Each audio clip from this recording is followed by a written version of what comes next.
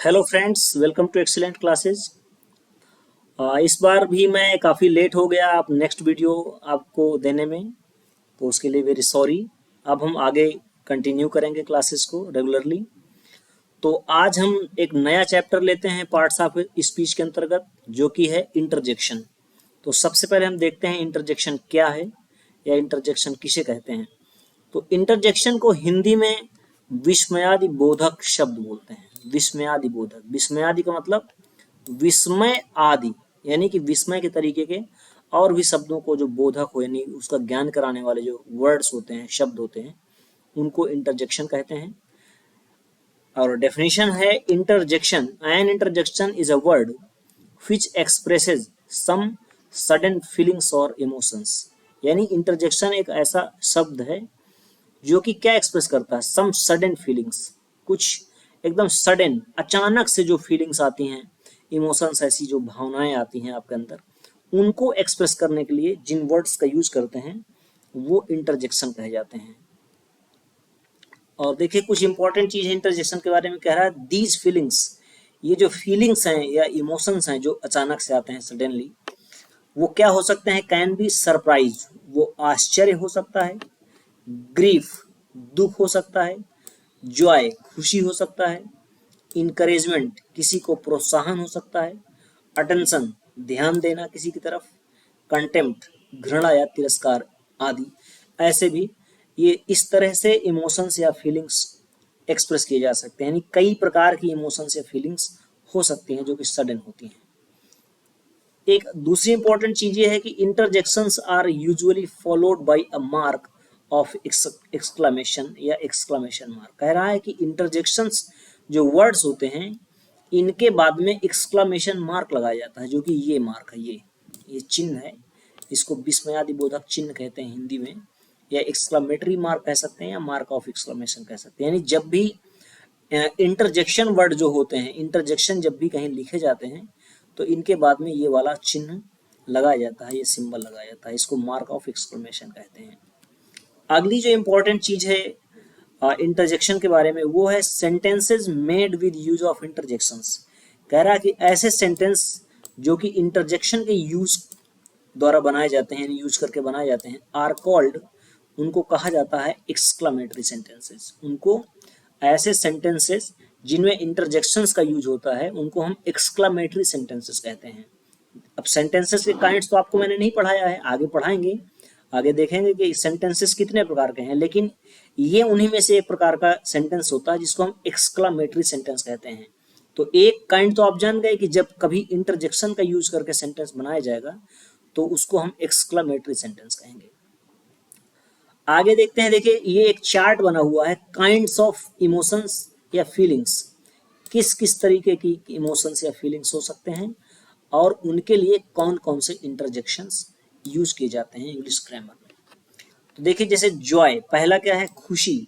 तो खुशी को एक्सप्रेस करने वाले कौन कौन से इंटरजेक्शन हो सकते हैं, हुर्रे, हाहा, आहा, आह, यस, इट्सेट्रा।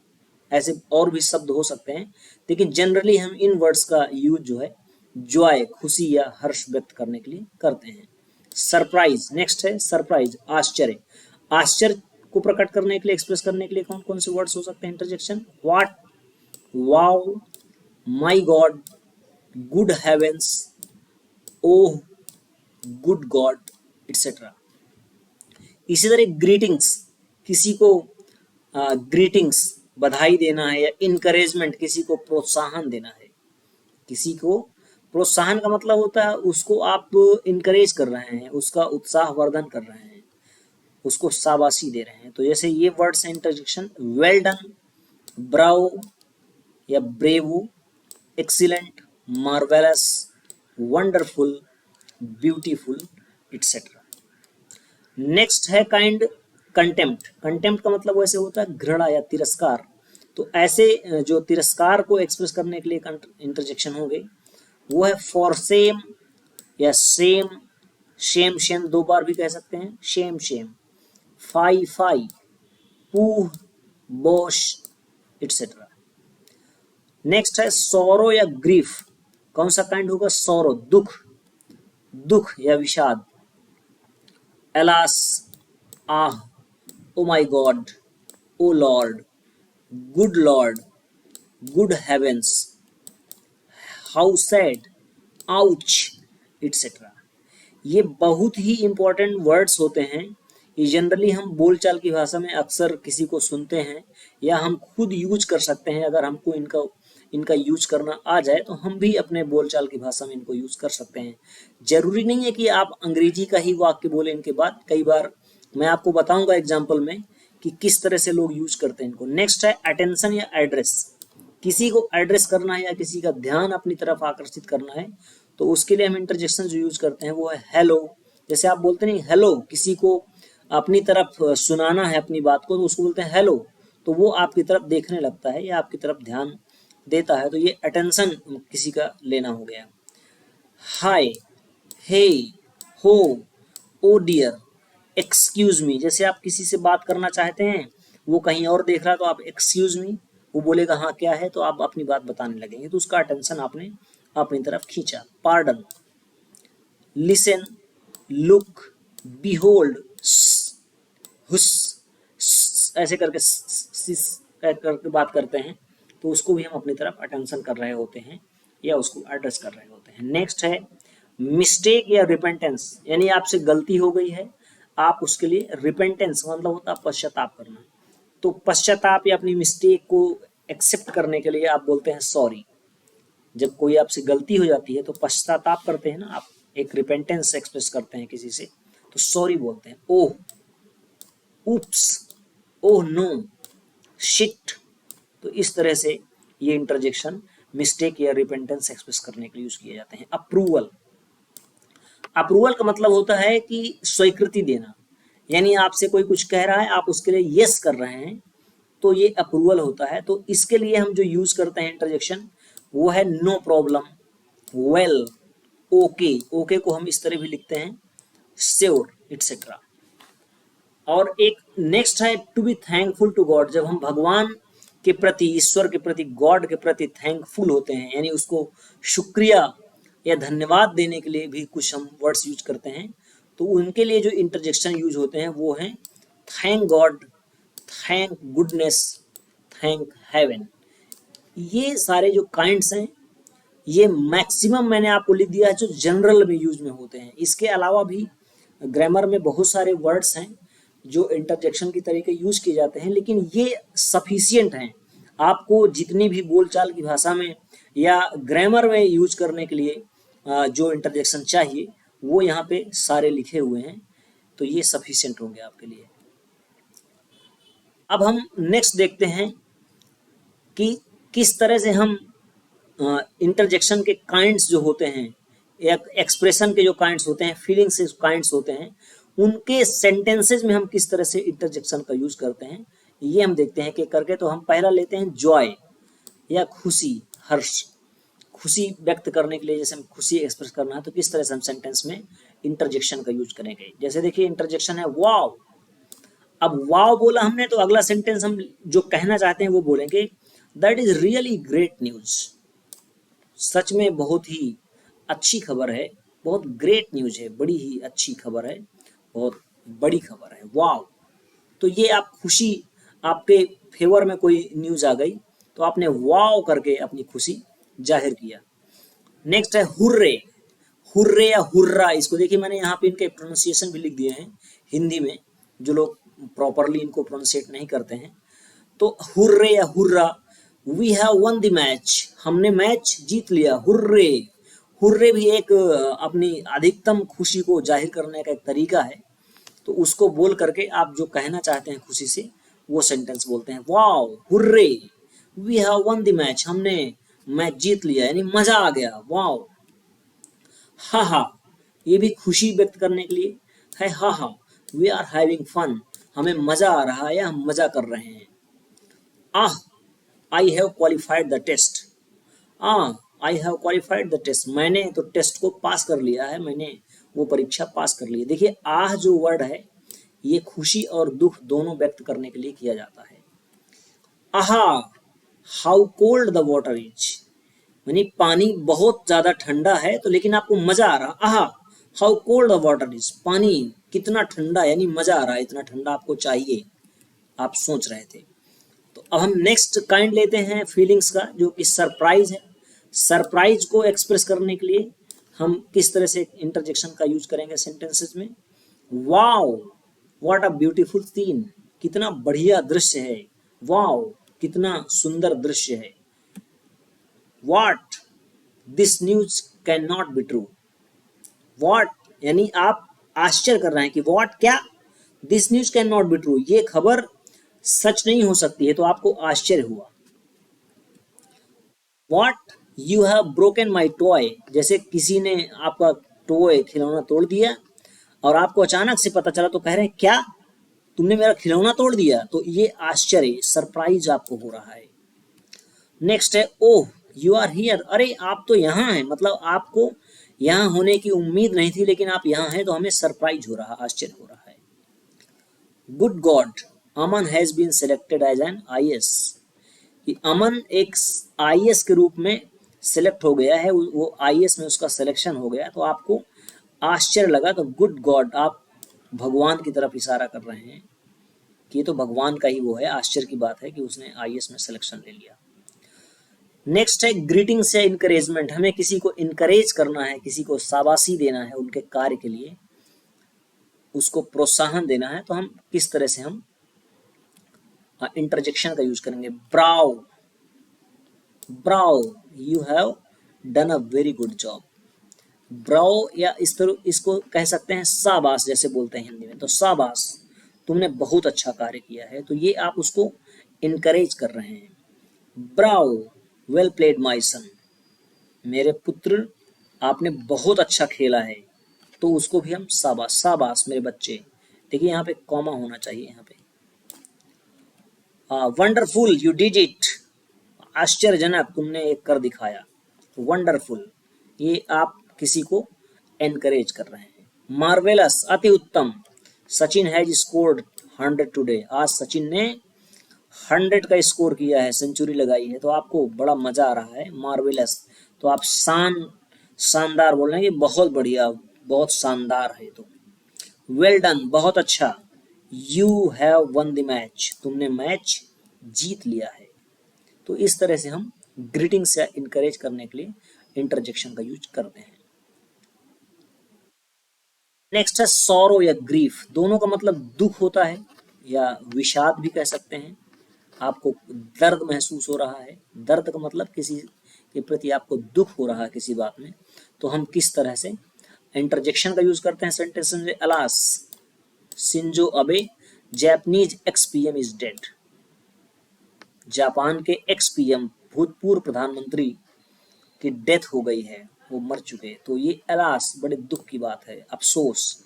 अलास या अलास का मतलब अफसोस। ओ my God he is no मोर, हे भगवान वो अब नहीं रहा, तो आपको बड़ा दुख हो रहा है, तो आप ईश्वर से एक प्रकार से अपना सौरो एक्सप्रेस कर रहे हैं। आह ही इज ब्लीडिंग, आह उसको ब्लड निकल रहा है, ब्लीडिंग, ब्लीडिंग का मतलब उसको खून बह रहा है उसका। आह मैंने बताया था ना, आह जो है जॉय और सौरो दोनों एक्सप्रेस करने के लिए। आह ही इज बैडली हर्ट, वो बहुत बुरी तरह से घायल हो गया, बुरी तरह से उसको चोट लगी है, तो आप उसका दर्द फील जैसा कर रहे हैं। ओ नो, अरे नहीं, it hurts me, oh no ये मुझे दर्द दे रहा, हर्ट कर रहा, मतलब मुझे दर्द हो रहा है, ये आप कह रहे हैं। इट हर्ट्स मी, इससे मेरे को दर्द हो रहा है। जैसे सपोज करिए आपका कोई घाव है, उसको कोई बैंडेज उसमें कर रहा है, तो आपको दर्द हो रहा है, कोई छू रहा उसको तो आपको पेन महसूस हो रहा, तो आप कह रहे हैं इट हर्ट्स मी, तो नो इससे मुझे दर्द हो रहा है।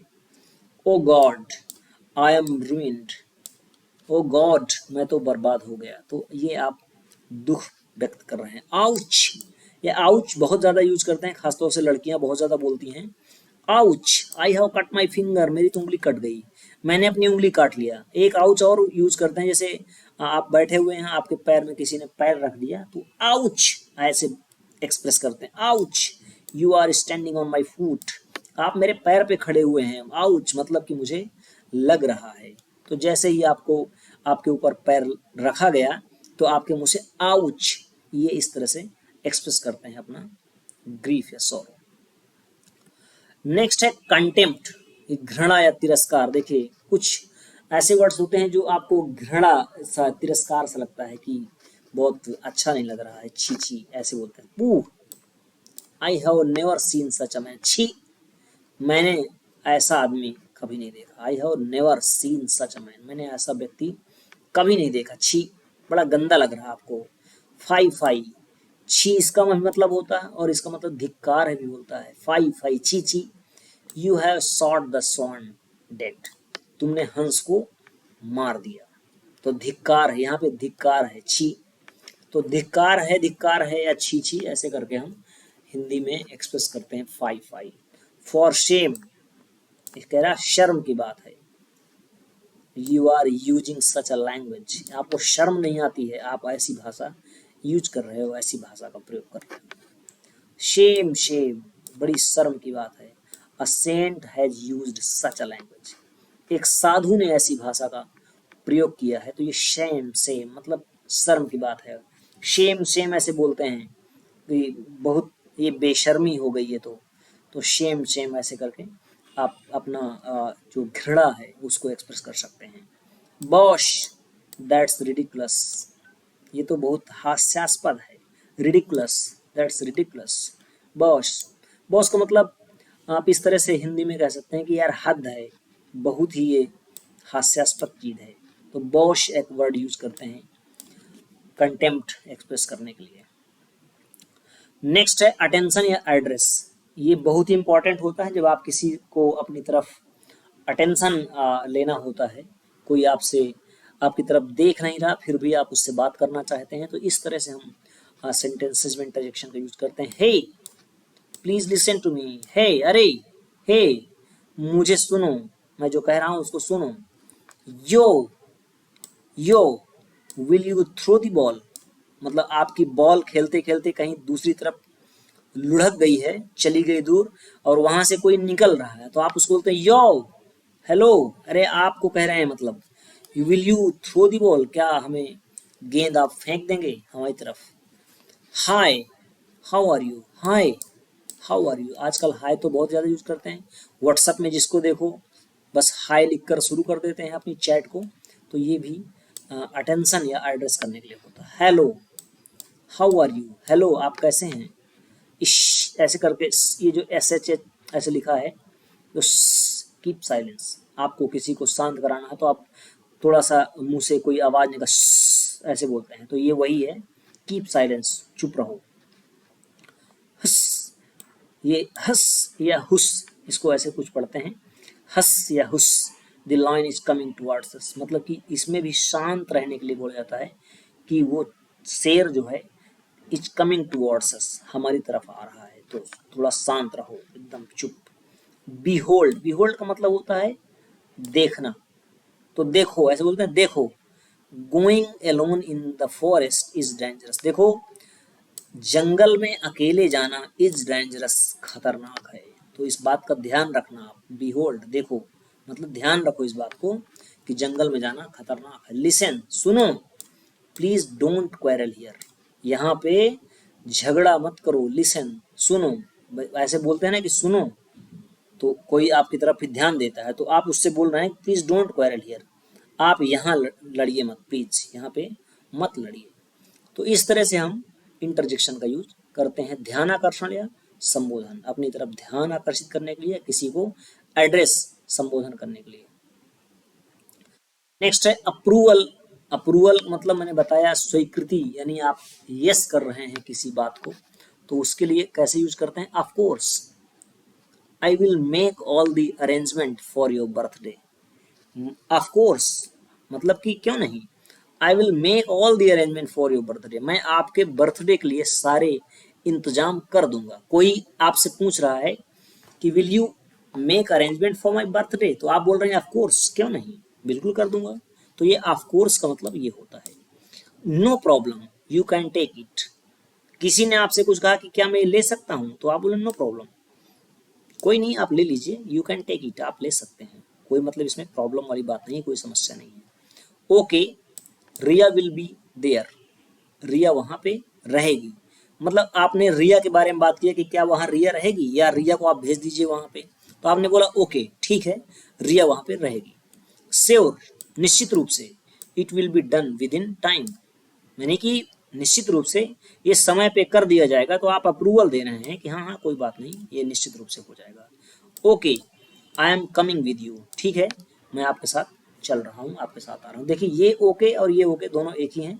फुल वर्ड ये ओके, ओके ए वाई लिखते हैं, और ओके ये एब्रीविएशन फॉर्म है, जो कि दूसरी भाषा का वर्ड है, जो कि लैटिन का वर्ड है।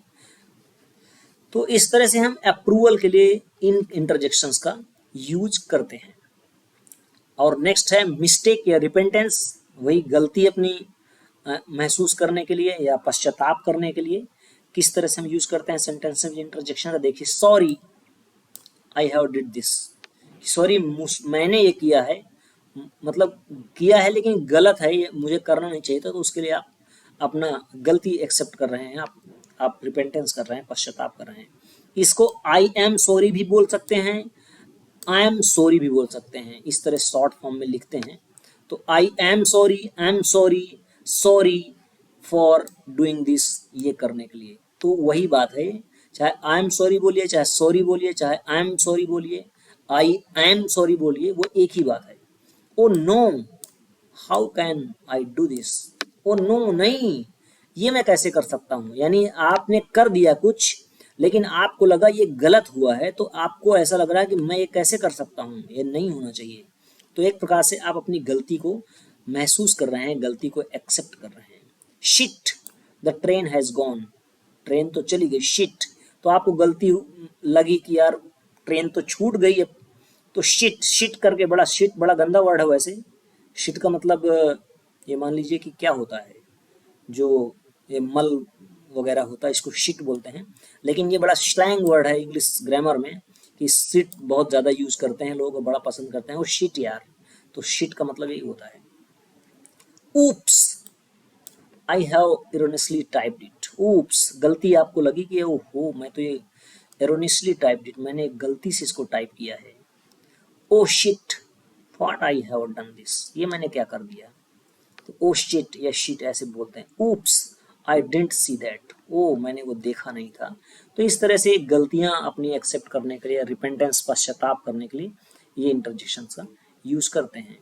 और अब हम देखते हैं जो ग्रेटफुल या थैंकफुल होने के लिए किसके प्रति, गॉड, ईश्वर के प्रति, भगवान के प्रति जब आप अपना आभार व्यक्त करते हैं, ये लिखा मैंने देखिए हिंदी में, ईश्वर के प्रति आभार प्रकट करने के लिए इन इंटरजेक्शन का यूज करते हैं। Thank god we have reached safely, आप कहीं जा रहे होते हैं, आपको लगता है कि उस रास्ते में खतरा भी था, अंधेरा हो गया था, बड़ा डर लग रहा था, लेकिन जब आप अपने डेस्टिनेशन पे पहुंच जाते हैं तो बोलते हैं थैंक गॉड हम सेफली यहाँ पर पहुंच गए।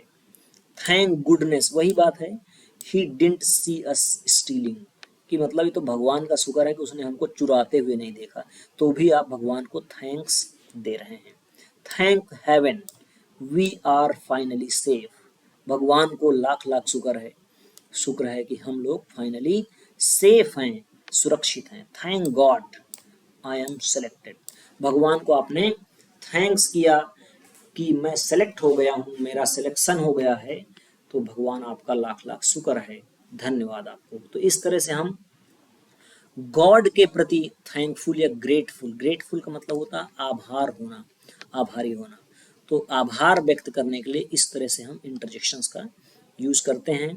तो आज की क्लास को दोस्तों हम यहीं पे ख़त्म कर रहे हैं, और मुझे पूरी होप है कि ये इंटरजेक्शन चैप्टर आपको बहुत अच्छे से समझ में आएगा, और मैं हाईली रिकमेंड कर रहा हूँ कि इस चैप्टर को आप अच्छे से पढ़िए, क्योंकि ये स्पीकिंग जो लैंग्वेज होती है उसमें बहुत ज़्यादा इंटरजेक्शंस का यूज होता है। बेशक आप हिंदी के सेंटेंसेस बोल रहे होते हैं, लेकिन thank God, sorry, pardon, excuse me, forgive me, इस तरह के आप सेंटेंसेस अक्सर बोल सकते हैं या बोलते होंगे या बोलना चाहिए। Thank you so much, thank you everybody, take